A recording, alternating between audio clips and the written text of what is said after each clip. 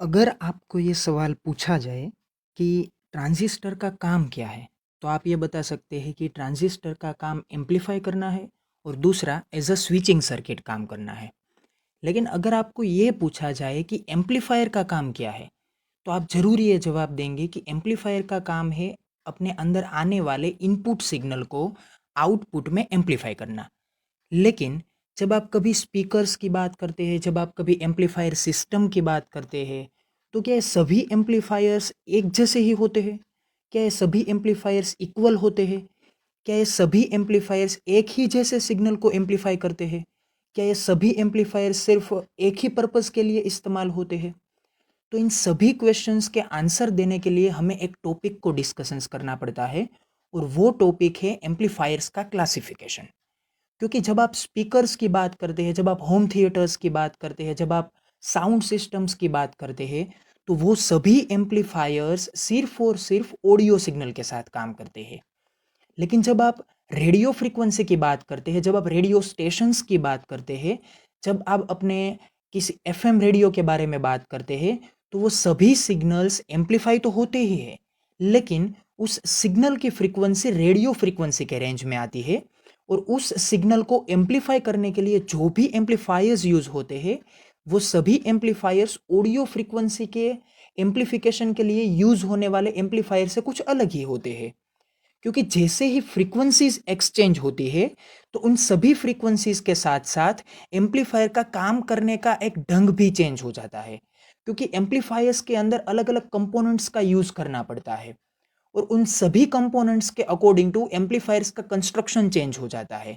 दूसरा thing, construction change होने के साथ साथ उसका मैकेनिज्म भी चेंज होता है। क्योंकि अगर कंस्ट्रक्शन में आप कैपेसिटर की जगह इंडक्टर का यूज करते हैं, तो आपको ये अच्छी तरह से समझ लेना चाहिए कि कैपेसिटर डीसी सिग्नल्स को ब्लॉक करता है, लेकिन इंडक्टर एसी सिग्नल्स को ब्लॉक करता है। तो कैपेसिटर का काम सर्किट में जो था वो काम इंडक्टर का नहीं रहता है। तो उसकी वजह से क्या होता है, उसकी वजह से दोनों सर्किट का मैकेनिज्म एक्सचेंज हो जाता है। तो कहने का मतलब ये था कि जैसे ही सर्किट में किसी कंपोनेंट का एक्सचेंज आता है, किसी सर्किट के कंस्ट्रक्शन का एक्सचेंज आता है, तो उसका वर्किंग मैकेनिज्म पे एक्सचेंज हो जाता है। दूसरा थिंग, ये वर्किंग मैकेनिज्म इसलिए एक्सचेंज होता है क्योंकि हमारी एप्लीकेशन की कुछ नीड ही अलग हो जाती है। जैसे ही हमारी एप्लीकेशन की नीड होती है, उसी तरह से हम सर्किट को डिजाइन करने की कोशिश करते हैं और उस सर्किट को डिजाइन करने के लिए हमें अलग अलग तरह के कंपोनेंट्स और अलग अलग तरह के मैकेनिज्म्स को यूज करना पड़ता है। जैसे हम जानते हैं कि अच्छी तरह से ट्रांजिस्टर को बायस करने के लिए हम चार अलग अलग अलग अलग सिस्टम्स का यूज करते हैं और उन चार अलग अलग सिस्टम में से हमें अच्छी लगने वाली सिस्टम कौन सी थी? Potential divider bias. जिसकी वजह से ट्रांजिस्टर की जो ये आउटपुट कैरेक्टरिस्टिक्स है, उस ट्रांजिस्टर की आउटपुट कैरेक्टरिस्टिक में जो ये क्यू पॉइंट है, जिसे हम बोलते हैं ऑपरेटिंग पॉइंट, वो ऑपरेटिंग पॉइंट पूरे के पूरे सिग्नल को एम्पलीफाई करने के लिए अच्छी तरह से प्लेस होता है। तो कहने का मतलब क्या है कि जब आप एम्पलीफायर्स के बारे में बात करते हैं, तो आप सिर्फ एक ही डेफिनेशन को लेके आगे चलते हैं और वो डेफिनेशन ये है, कोई कोई भी ऐसी सर्किट जो सर्किट सिग्नल को एम्पलीफाई कर सकती है, मतलब कि एनलार्ज कर सकती है, उसे हम क्या बोलते हैं? एम्पलीफायर बोलते हैं। लेकिन क्वेश्चन वहां पे अराइज होता है कि जो ये एम्पलीफायर्स है, वो एम्पलीफायर की सर्किट कैसे हो सकती है? जब आप ऑडियो एम्पलीफायर्स के बारे में बात करते हैं, जब आप रेडियो एम्पलीफायर्स के बारे में बात करते हैं, जब आप वोल्टेज को एम्पलीफाई करने के लिए काम करते हैं, जब आप पावर्स को एम्पलीफाई करने के लिए काम करते हैं, तो इन सभी केसेस में जो भी एम्पलीफायर्स है, उन सभी एम्पलीफायर की कंस्ट्रक्शन और मैकेनिज्म एक्सचेंज हो जाएगी। तो उसकी वजह से हमें एक टॉपिक स्टडी करना पड़ता है, जिसका टाइटल ये बनता है, क्लासिफिकेशन ऑफ एम्पलीफायर्स। तो इस लेक्चर में हम आज वही बात करने वाले हैं कि ये जो सभी एम्पलीफायर्स है, वो सभी एम्पलीफायर्स कितनी कैटेगरीज में क्लासिफाई होते हैं और वो जो क्लासिफिकेशन है, वो क्लासिफिकेशन का मेन पर्पस क्या है। क्योंकि जब आप कभी सर्किट को क्लासिफाई करना चाहते हैं, तो उसके पीछे कई सारे रीजन हो सकते हैं। वो अकॉर्डिंग टू वर्क उसका क्लासिफिकेशन हो सकता है, अकॉर्डिंग टू कंस्ट्रक्शन उसका क्लासिफिकेशन हो सकता है, अकॉर्डिंग टू मैकेनिज्म उसका क्लासिफिकेशन हो सकता है। तो कई सारे ऐसे एम्स होते हैं, कई सारे ऐसे क्लूज होते हैं, जिस क्लूज के डिपेंडेंट में, जिस क्लूज के बिना पर आप उसका क्लासिफिकेशन करते हैं। तो पहले इस लेक्चर का एक ओवरव्यू देख लेते हैं कि हम इस लेक्चर में क्या क्या स्टडी करने वाले हैं। तो ये फर्स्ट टाइप क्या रहेगा कि आप कौन से टाइप के बेसिस के ऊपर एम्पलीफायर्स का क्लासिफिकेशन करने वाले हैं।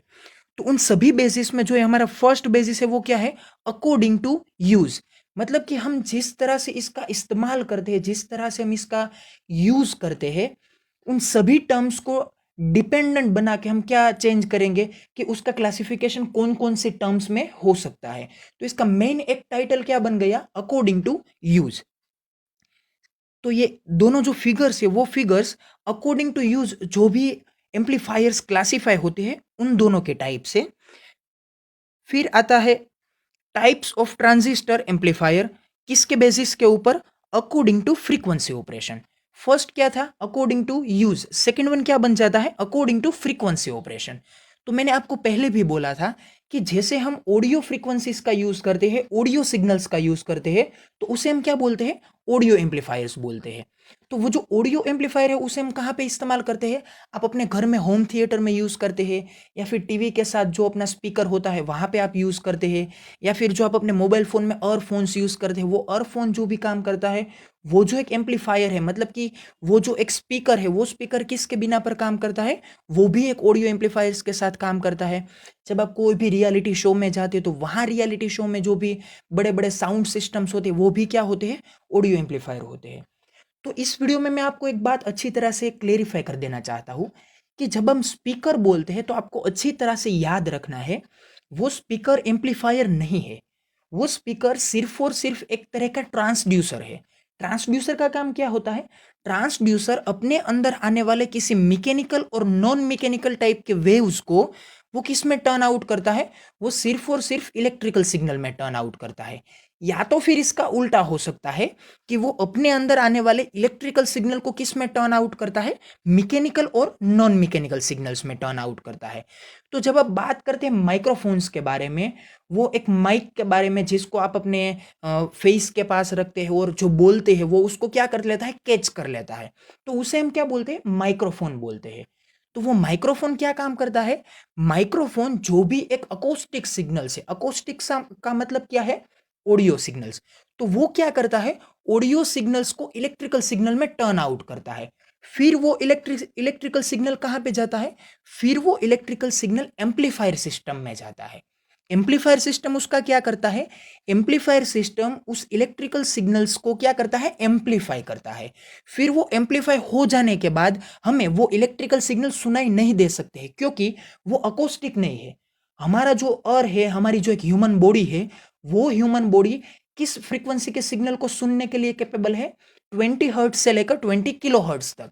लेकिन वो सिग्नल अकोस्टिक होने चाहिए, ऑडियो होने चाहिए, जबकि ये जो इलेक्ट्रिकल सिग्नल है वो इलेक्ट्रिकल सिग्नल अकोस्टिक नहीं है। तो क्या करना पड़ता है, उस ऑडियो सिग्नल को एम्पलीफाई करने के बाद हमें फिर से उसे कहां पे देना पड़ता है, एक स्पीकर सिस्टम को देना पड़ता है। उस स्पीकर सिस्टम का मैकेनिज्म कौन सा है, वो speaker system exact opposite principle पे काम करता है। किसके ऑपोजिट प्रिंसिपल पे काम करता है, माइक्रोफोन के ऑपोजिट प्रिंसिपल पे वो काम करता है। तो माइक्रोफोन का प्रिंसिपल क्या था, ऑडियो सिग्नल को, अकोस्टिक सिग्नल को किस में टर्न आउट करना था, इलेक्ट्रिकल सिग्नल में। लेकिन स्पीकर का मैकेनिज्म क्या है, स्पीकर का प्रिंसिपल क्या है, स्पीकर इलेक्ट्रिकल सिग्नल को किस में टर्न आउट करता है, ऑडियो सिग्नल में टर्न आउट करता है। तो स्पीकर हो गया सिर्फ और सिर्फ एक तरह का ट्रांसड्यूसर।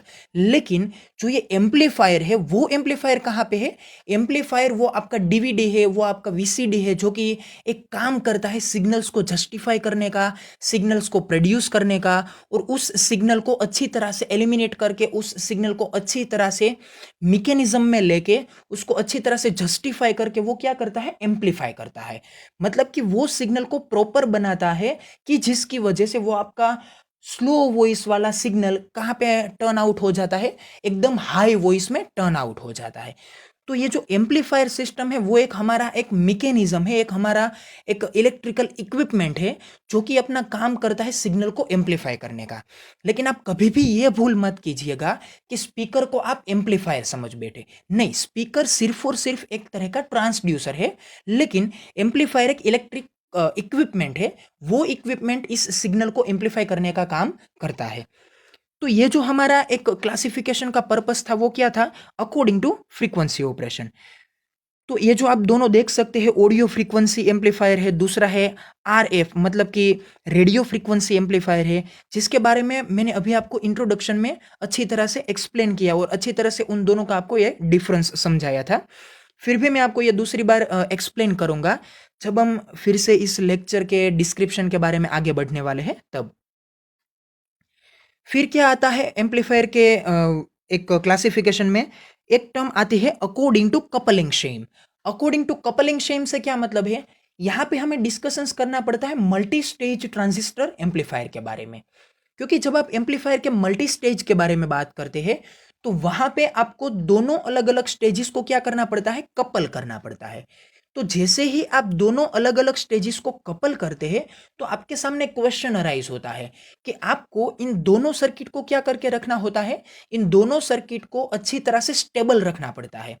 तो ये जो स्टेबिलिटी को हमें मेंटेन करना पड़ता है, उस स्टेबिलिटी को मेंटेन करने के लिए क्या करना पड़ता है, उस स्टेबिलिटी को मेंटेन करने के लिए हमें ट्रांजिस्टर की ये जो आउटपुट कैरेक्टरिस्टिक होती है, उस आउटपुट कैरेक्टरिस्टिक में उसका जो एक क्यू पॉइंट होता है जिसे हम बोलते हैं ऑपरेटिंग पॉइंट, उस ऑपरेटिंग पॉइंट को क्या करना पड़ता है, उस ऑपरेटिंग पॉइंट को हमें उस कैरेक्टरिस्टिक में एक जगह पे फिक्स रखना पड़ता है ताकि वो with change of DC current या फिर change of external temperature variation वो चेंज नहीं होना चाहिए, वो स्टेबल रहना चाहिए। तो उस स्टेबिलाईजेशन को अच्छी तरह से मेंटेन करने के लिए हमें क्या करना पड़ता है, एक प्रॉपर बायसिंग देना पड़ता है। और उस बायसिंग में क्या क्या टर्म्स आती है कि हमें एसी और डीसी दोनों सिग्नल्स के दोनों करंट को क्या करना पड़ता है, अच्छी तरह से मेंटेन करना पड़ता है। तो उस मेंटेनेंस के लिए हमें क्या करना पड़ता है, कुछ हेल्पिंग कंपोनेंट्स का यूज करना पड़ता है। जैसे मैंने आपको एक वीडियो बना के दी थी कि अलग अलग करंट्स किस तरह से ट्रांजिस्टर की एम्पलीफायर सर्किट में फ्लो होते हैं, और उन सभी करंट्स को अच्छी तरह से आइसोलेट करने के लिए और उन सभी करंट को अच्छी तरह से ट्रैप करने के लिए हमें क्या यूज करना पड़ता है, कैपेसिटर्स का यूज करना पड़ता है। क्योंकि कैपेसिटर्स में एक पार्शियल बिहेवियर है। वो पार्शियल बिहेवियर किस तरह से डिपेंड्स है कि वो डीसी सिग्नल्स को ब्लॉक करके रखता है जबकि एसी सिग्नल को क्या करने देता है, पास होने देता है। तो ये कैपेसिटर क्या था, एक कपलिंग कैपेसिटर था, एक कंपोनेंट था जो हमारे कपलिंग शेम में एज अ कपलिंग कंपोनेंट हमें हेल्प करता था। तो अगर आप कपलिंग कंपोनेंट में कैपेसिटर यूज करते हैं तो भी एक अलग तरह से वो टाइप बन गया। अगर आप कैपेसिटर की जगह कोई और कंपोनेंट यूज करते हैं तो वो भी एम्पलीफायर का एक अलग से क्लासिफिकेशन का एक टाइप बन जाएगा। तो इस तरह से ये जो तीसरा एक एम है वो कौन सा एम है, अकॉर्डिंग टू कपलिंग शेम। फिर ये कौन सा एम आता है, फिर आता है types of transistor amplifier according to location of operating point, जिसे हम बोल सकते हैं मोड ऑफ ऑपरेशन। मतलब कि ये जो हमारा आखिरी पोर्शन है, मतलब कि ये जो हमारा फोर्थ क्लासिफिकेशन है, उस क्लासिफिकेशन का टाइटल क्या बनता है, अकॉर्डिंग टू ऑपरेटिंग पॉइंट। तो ये जो ऑपरेटिंग पॉइंट है वो ऑपरेटिंग पॉइंट क्या है, वो ऑपरेटिंग पॉइंट को हम कभी कभी बोलते हैं क्यू पॉइंट या फिर हम उसे बोलते हैं क्यूएसेंट पॉइंट। तो ये क्यूएसेंट पॉइंट या फिर ऑपरेटिंग पॉइंट हमें कहाँ पे मिलता है, वो हमें मिलता है ट्रांजिस्टर के आउटपुट कैरेक्टरिस्टिक्स के ऊपर। तो ये जो ट्रांजिस्टर के आउटपुट कैरेक्टरिस्टिक है वो किसके वर्सेस किसका ग्राफ है, वो है आईसी वर्सेस वीसीई का ग्राफ। मतलब कि आउटपुट में जो करंट फ्लो होता है उसे हम क्या बोलते हैं, कलेक्टर करंट। और उस कलेक्टर करंट को फ्लो होने के लिए जो भी बैटरी का वोल्टेज सप्लाई मिलता है उसे हम क्या बोलते हैं, वीसीई या फिर वीसीसी। अगर आप इसे वीसीसी बोलना चाहते हैं, अगर आप इसे वीसीई बोलना चाहते हैं तो ये उसके ऊपर डिपेंडेंट है कि आपने कोई भी आरसी रजिस्टर कनेक्ट किया हुआ है या नहीं। अगर आपने आरसी रजिस्टर कनेक्ट किया हुआ है तो आपका वीसीसी सप्लाई वीसीई के इक्वल नहीं हो सकता है। अगर आपने कोई आरसी रजिस्टर नहीं यूज किया हुआ है तो आपका वीसीसी सप्लाई और आपका वीसीई सप्लाई दोनों सेम होंगे। क्योंकि अगर आप एक्स्ट्रा रजिस्टर यूज करते हैं तो वो क्या होता है कि वीसीसी सप्लाई के अगर वो कुछ वोल्टेजेस होते हैं तो वो वोल्टेजेस में से कुछ पोर्शन कहां पे ड्रॉप हो जाता है, उस आरसी रजिस्टर पे ड्रॉप हो जाता है। और उसकी वजह से क्या होता है, उसकी वजह से कुछ कम वोल्टेज ही वीसीई को प्रोवाइड होते हैं। तो उसकी वजह से क्या होता है कि वीसीसी और वीसीई दोनों वोल्टेजेस का रेटिंग सेम नहीं आता है। तो यहाँ पे आप कभी भी ये नहीं बोल सकते हैं कि वीसीसी और वीसीई दोनों क्या है, इक्वल है। तो यहाँ पे अच्छी तरह से आपको माइंड करना होता है कि कुछ सर्किट में आपको वीसीसी इक्वल्स टू वीसी लिख के मिल सकता है, कुछ सर्किट में आपको VCE does not equal to VCC मिलता है। तो वो किसके ऊपर डिपेंडेंट रहता है, वो डिपेंडेंट रहता है कि आपने इसमें कोई आरसी रजिस्टर यूज किया है या नहीं। तो ये जो हमारा अलग अलग 4 टाइप्स का क्लासिफिकेशन था, उन सभी क्लासिफिकेशंस में हमारा एक फर्स्ट क्लासिफिकेशन कौन सा था, according to use. Second classification कौन सा था, अकॉर्डिंग टू फ्रीक्वेंसी फिनोमिनन, मतलब कि कौन सी फ्रीक्वेंसी को वो एम्पलीफाई कर सकता है उसके ऊपर डिपेंडेंट था। फिर हमने ये चौथा क्लासिफिकेशन किसके ऊपर डिपेंड किया, अकॉर्डिंग टू ऑपरेशन पॉइंट पे डिपेंडेंट किया। जो हमारा तीसरा क्लासिफिकेशन था वो किसके ऊपर डिपेंडेंट था, अकॉर्डिंग टू कपलिंग शेम के ऊपर डिपेंडेंट था। तो ये जो था हमारा वीडियो का प्रीव्यू था कि हम इस वीडियो में कौन से टाइप्स के ऊपर डिस्कशंस करने वाले हैं, हम इस वीडियो में कौन से टॉपिक्स के बारे में अच्छी तरह से समझने वाले हैं। तो ये क्या था, हमारे वीडियो का एक प्रीव्यू था। अब हम बात करते हैं इन सभी टॉपिक्स के बारे में डिटेल में।